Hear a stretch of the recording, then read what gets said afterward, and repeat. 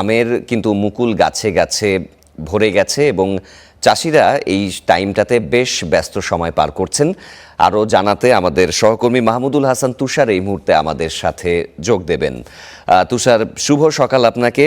তো চাঁপাইনবাবগঞ্জে যারা আম চাষি রয়েছেন তারা নিশ্চয়ই এখন কর্মব্যস্ত সময় পার করছেন। আমের যে ভ্যারাইটি রয়েছে, বিভিন্ন যে প্রজাতির আমগুলো রয়েছেন, তারা উৎপাদন নিয়ে কি বলছেন? লক্ষ্যমাত্রা কতটুকু? লক্ষ্যমাত্রা তারা পূরণ করতে পারবেন কি?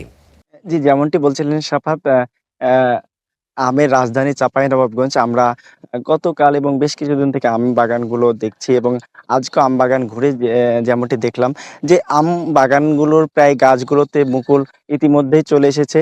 কিছু, কিছু গাছে আমের মুকুল আসা এখনো বাকি রয়েছে এবং বাগান দিয়ে আসার সময় দেখছিলাম যে আমের যে ঘ্রাণ, মুকুলের যে ঘ্রাণটা সেটিও পাওয়া যাচ্ছিল। আ আ আম চাষি এবং কৃষকদের কাছ থেকে যেমনটি জানছিলাম, তিনারা বলছিল যে এখনো আর ১ বা ২ সপ্তাহের মধ্যে পুরো বাগান মুকুলে ভরে যাবে এবং তিনারা যেমনটি আশা করছেন যে আবহাওয়া এবার ভালো আছে। আবহাওয়া জনিত কোনো সমস্যা নাই, কুয়াশা তেমন নাই। এজন্য আমের মুকুল তারা পর্যাপ্ত পরিমাণে আম গাছে আসবেন এবং এবং তারা ভালো একটি ফলনের আশা করছেন। আমরা যেমনটি জানাচ্ছিলাম যে কৃষক এবং আম চাষিরা তারা ইতিমধ্যেই বিভিন্ন রকম পরিচর্যা গাছের তারা শুরু করেছেন। বিভিন্ন বীজ এবং কীটনাশক তারা প্রয়োগ শুরু করেছেন। আমরা কৃষি অধিদপ্তর বা কৃষি বিভাগের কাছে জানছিলাম।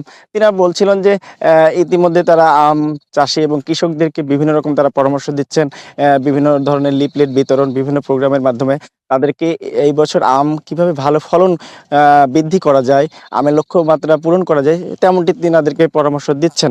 আমরা কৃষি বিভাগের তথ্য যেমনটি আপনাকে জানাই যে কৃষি বিভাগের তথ্য মতে এবার পুরো জেলায় প্রায় ৫ টি উপজেলায় ৩৭,৪৮৭ হেক্টর জমিতে আমের ফলন হচ্ছে।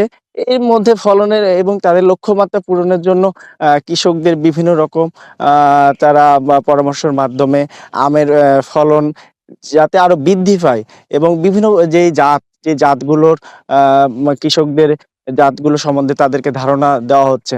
অ্যা এই আমরা আম চাষি এবং কৃষকদের একটি বিষয় জানাতে চাই যে গত বছর আম চাষ আ আম আমের ফলন ভালো হলেও পর্যাপ্ত পরিমাণ এবং ভালো দাম না পায় কৃষকরা কিছুটা হলেও হতাশ ছিল।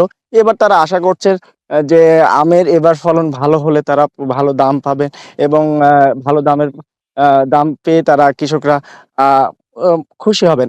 তবে গত বছর আমের মুকুল আসার পূর্ব মুহূর্তে কুয়াশাজনিত কারণে আমের মুকুল খুব বেশি ভালো না আসার কারণে কিছুটা ঘাটতি হয়েছিল। কিন্তু এবছর আবহাওয়া ভালো আছে এবং কুয়াশা তেমন না থাকায় এবার মুকুল ভালো হবে এবং পুরো বাগান মুকুলে ভরে যাবে তেমনটি আশা করছেন আম চাষিরা। এই ছিল চাঁপাইনবাবগঞ্জ আম বাগান থেকে সবশেষ তথ্য।